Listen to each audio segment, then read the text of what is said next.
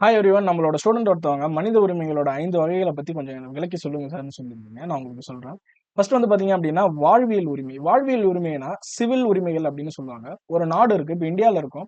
இந்தியால நமக்கு ஒரு சில உரிமைகள், ஒரு சில சட்டங்கள் மூலம் நம்மளுக்கு கிடைக்குது. அததான் வந்து பார்த்தீங்க அப்டின்னா, வாழ்வியல் உரிமைகள்னு சொல்லுவோம். இல்ல சிவில் உரிமைகள் அப்டின்னு சொல்லுவாங்க. உதாரணம் பாருங்க.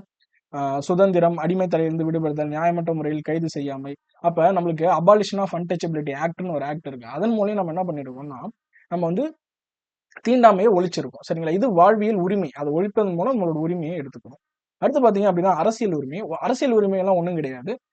பொலிட்டிக்கலா எந்த ஒரு விஷயம் செஞ்சாலும் எல்லாருக்கும் ஈக்குவலா வந்து பார்த்தீங்கன்னா, ஸ்டேஜ் இருக்கும். எக்ஸாம்பிள் நீங்களும் வந்து போட்டியில நிக்கலாம், மோடியும் போட்டியில நிக்கலாம்.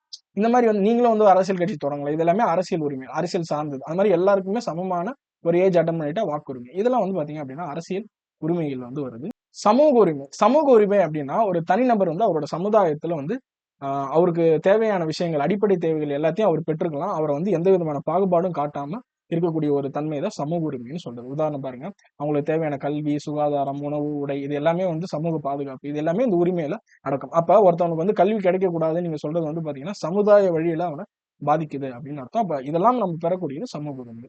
அடுத்து பொருளாதார உரிமைன்னா ஒண்ணும் கிடையாது. உங்களுக்கான வேலை வாய்ப்பு கிடைக்கிறது, இல்ல நீங்க வந்து ஒரு வேலைய தொடங்குறது, இல்ல நீங்க வேலை செய்யக்கூடிய இடத்துல வந்து உங்களுக்கு சரியான ஊதியம் தர்றது, சரியான லீவு தர்றது, உங்கள சரியான முறையில் நடத்துறது, இது எல்லாமே பொருளாதார உரிமையில வரும். அடுத்து கலாச்சார உரிமை. நீங்க ஏதாவது ஒரு சமயத்தையோ, இது ஏதாவது ஒரு கலாச்சாரத்தையோ சார்ந்தவங்களா இருந்தீங்க அப்படின்னா, அத நீங்க ஃப்ரீயா உங்க வாழ்க்கை முழுவதும் நடைமுறைப்படுத்துறதுக்கு, அத வந்து ஃபாலோ பண்றதுக்கு, இதுக்கெல்லாம் வந்து துணை செய்யக்கூடிய உரிமை வந்து கலாச்சார உரிமை அப்படின்னு நம்ம பிரிப்போம்.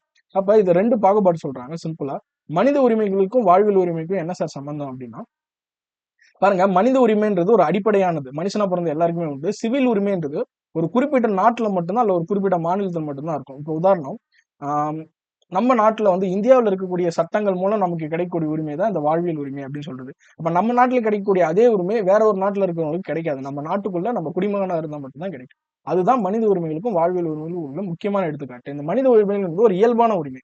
அடிப்படையா வந்து வேற எந்த ஒரு பாகுபாடும் இல்லாம அவங்களுக்கு கிடைக்கக்கூடியது. பாருங்க, தேசிய இனம், பாலினம், இனம், மதம், வயது இதோட பொருட்படுத்தாம கிடைக்கக்கூடியது. அடுத்து பார்த்தீங்கன்னா, இது உலகில் உள்ள எல்லா மக்களுக்கும் பொருந்தும். இது அந்த நாட்டுல இருக்கக்கூடிய மக்களுக்கு மட்டும் தான் பொருந்தும். ஏன்? இது நாட்டுல போட்ட சட்டத்தினால வந்து அவங்களுக்கு கிடைக்கக்கூடியது. ஓகேங்களா?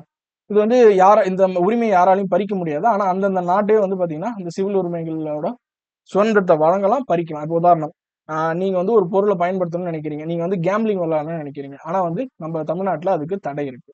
இல்ல இதுதான். உங்க உரிமைய பறிக்கலாம். நெனச்சா உங்களுக்கு குடுக்கலாம். சரிங்களா? இது வந்து பார்த்தீங்க அப்டின்னா, இயற்கையாக அமையப்பட்ட உரிமை, மனித உரிமை. இது வந்து அந்த சமூகத்தினால் இல்ல அந்த அரசியலமைப்பால் இது உருவாக்கப்படுகிறது.